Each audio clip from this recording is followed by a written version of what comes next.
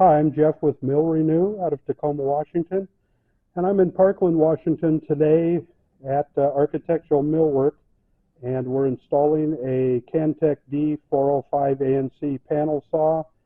It's a Cantech machine. If you like what you see in this video, you can give Vic or Steve a call at Cantech and tell them Jeff from Mill Renew sent you.